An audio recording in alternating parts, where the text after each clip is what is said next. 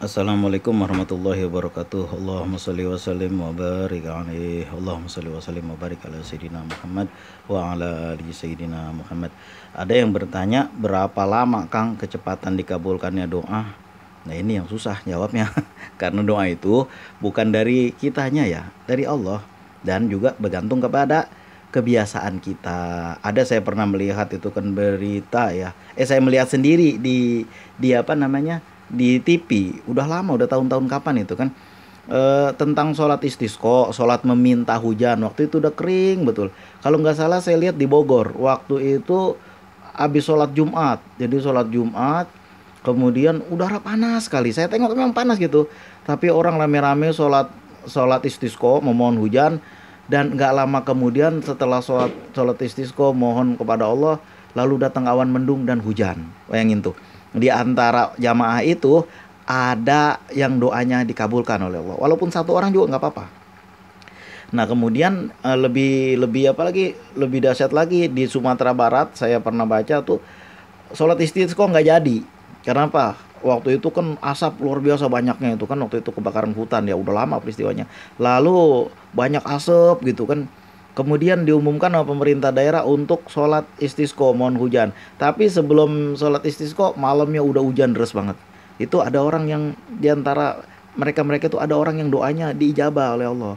Jadi belum belum angkat tangan doanya udah diijabah. Ada kita yang kan ada tuh ceritanya, kisahnya itu Nabi Nabi Isa ya, atau ada yang bilang Nabi Musa. Saya mendengar khotib berceramah, ada di apa namanya, di konten saya sebelumnya, bisa dicari itu, tentang orang yang belum berdoa udah dikabulkan doanya. Dan juga namanya doa yang kita panjatkan kepada Allah tergantung kedekatan kita kepada Allah. Kalau kita berdoa itu cuma kepentingan kita aja, ketika kita senang, wala maka sabna durrohu, apabila telah kami angkat kesusahannya, lalu mereka melalai dari perintah-perintah Allah, sholat tidak tepat waktu, kira-kira begitu. Begitu ajan langsung sholat.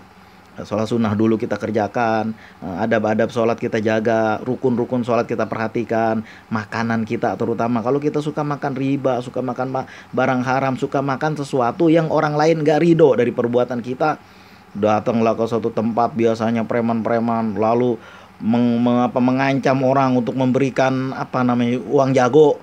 Ya susah kalau doa kita mau diterima yang kayak gitu. Sampai tua kayak pun udah bertobat, udah tua, itu bukan yang nggak dihitung, itu tetap dihitung yang kayak gitu.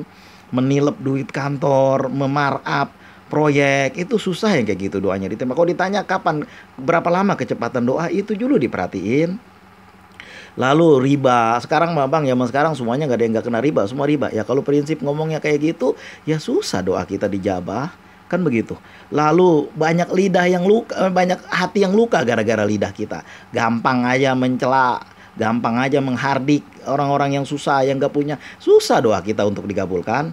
Dan satu hadis yang mengatakan, saya membaca yang artinya kurang lebih, au kama qala Rasul, orang yang datang dengan pakaian dan tubuh yang apa namanya, yang kumal, yang kotor, lalu berdoa kepada Allah dalam keadaan susah, menangis sekalipun kepada Allah, susah Allah menerimanya. Kenapa?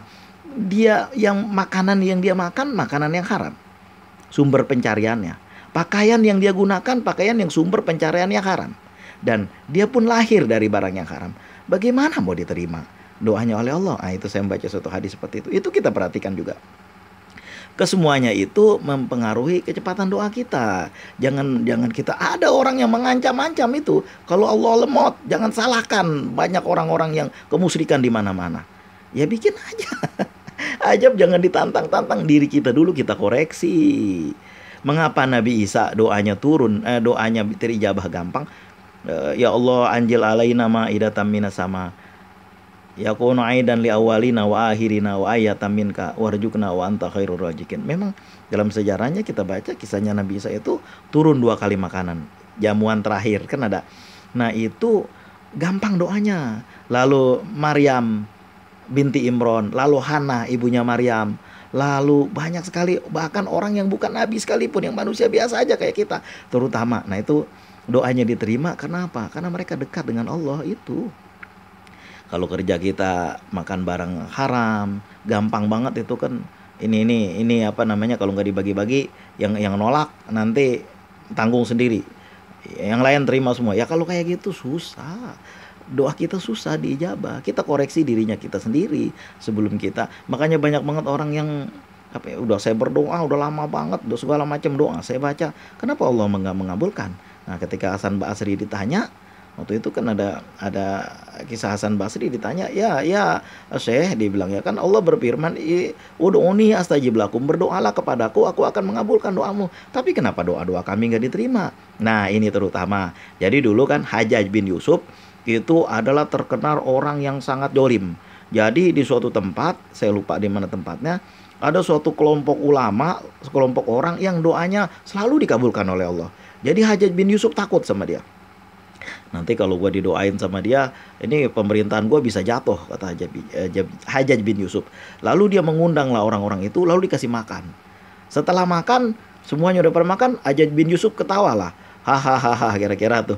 Hari ini tidak akan ada yang lagi yang bisa menjatuhkan saya, kata Hajjaj bin Yusuf. Kenapa?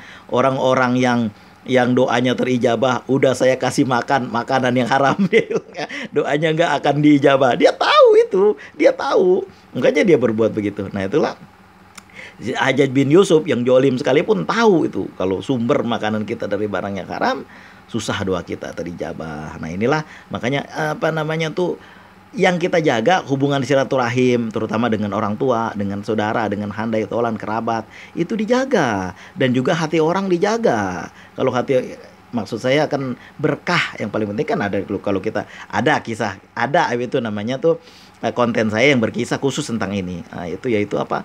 Kita mempunyai sesuatu yang lebih, lalu kita tidak menjaga hati orang. Kita kalau orang-orang, kalau di dalam kitab Ta'lim Mutalim itu disebut apa, membeli makanan yang matang di pasar, dalam kitab Ta'lim Mutalim disebut itu berkahnya kurang. Kenapa maksudnya begitu? Ya mungkin maksudnya orang-orang susah yang ngelihat dia nenteng-nenteng, lalu makan bersama-sama, lalu orang yang susah itu ngeliatin, itu berkahnya kurang. Nah, seperti terjadi pada Nabi Yakub. Ketika itu Nabi Yakub makan bersama Nabi Yusuf daging sapi. Sementara di sebelahnya tetangganya kesusahan, kelaparan, udah berhari nggak makan. Nabi Yusuf nggak tahu, Nabi Yakub nggak tahu, maka Allah memberikan cobaan, memisahkan Yusuf dengan Yakub. Itu yang saya baca. Maka dari itu hatinya dijaga, hati orang dijaga juga. Ya walaupun kita tidak bisa memberi karena jumlahnya sedikit, jangan dipamer-pamerin, itu yang jangan. Karena berkahnya kurang, itu juga diperhatikan yang sekecil itu. Kemudian penggunaan barang fasilitas negara, diambil, dicuri, dicolong. Apa itu? Air PDAM diambil, dicorong dari dalam tanah. Lalu kita mandi pakai itu, kita berwudu pakai itu, kita sembahyang dengan air bersuci dari itu. Bagaimana caranya Allah mengabulkan doa kita kalau sesuatu dari barang yang haram? Lalu dicantel lah listrik, biar bayarnya murah. Padahal kita ngaji pakai itu, kita belajar pakai itu, kita mencari nafkah barangkali pakai itu juga. Bagaimana caranya mengabulkan sesuatu yang seperti itu? Itu diperhatiin, dijaga juga. Kalau pertanyaannya berapa lama kabulnya, itu berapa lama kita bisa menjaga semuanya itu, berapa kuat kita menjaga semuanya itu. Itu jawabannya. Kadang-kadang ada orang yang seperti difirmankan oleh Allah, walamma kasabna durrahu, apabila kami angkat kesusahannya, dia udah melalaikan. Sebab dari itu, kenapa? Supaya kita terjaga dari itu semua, kita membaca sholawat kepada Rasulullah. Berapa banyak? Sebanyak mungkin. Tak terserah kamu. Fa in jidta fa khairul laka, apabila engkau tambah maka akan lebih baik. Ya Rasulullah, kata sahabat, kalau gitu saya mau membaca sholawat terus menerus. Apabila seperti itu, maka apabila seperti itu, maka apa yang terjadi? Allah akan mengampuni dosa-dosamu, Allah akan mencukupkan rezekimu, dan Allah akan menyampaikan cita-citamu. Dan yang paling penting, berdasarkan pengalaman dan juga kisah orang banyak, apa itu? Orang yang membaca sholawat dengan istiqomah dan waktu yang panjang dengan penuh kecintaan kepada Rasulullah, ibadahnya akan meningkat. Dia nggak akan mau lagi nyuri listrik PLN. Dia nggak akan mau lagi ngambil air PDAM. Dia nggak akan mau lagi neken-neken orang supaya dapat duit. Dia nggak akan lagi berbuat curang. Kenapa? Karena dia malu sama Rasulullah. Dia yang tadinya dia malas beribadah, yang tadinya sholat wajib tidak berjamaah, tidak di masjid. Ya kalau misalnya sakit, ya payah ke masjid, kan ada dulu larangan. Ini orang yang cukup, yang mampu. Lalu dia nggak akan lagi lakukan itu. Orang-orang yang bersolawat, dia nggak akan mau lagi gampang banget melukai hati orang. Dia malu sama Rasulullah. Akan terjadi hal itu.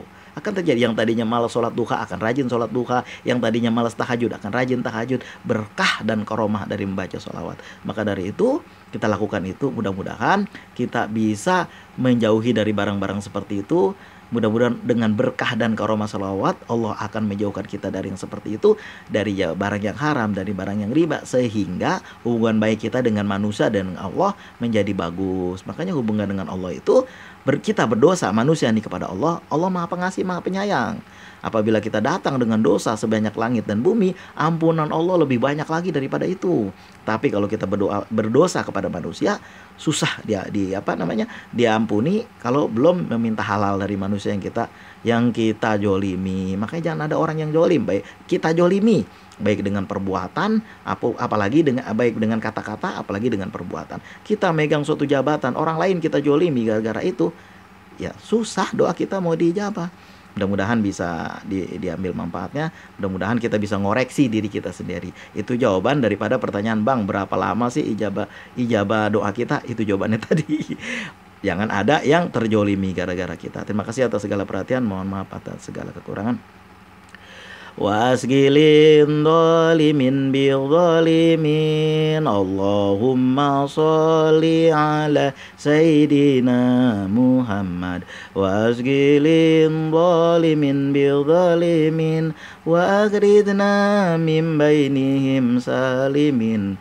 Wa ala alihi wa sahbihi ajma'in. Assalamualaikum warahmatullahi wabarakatuh.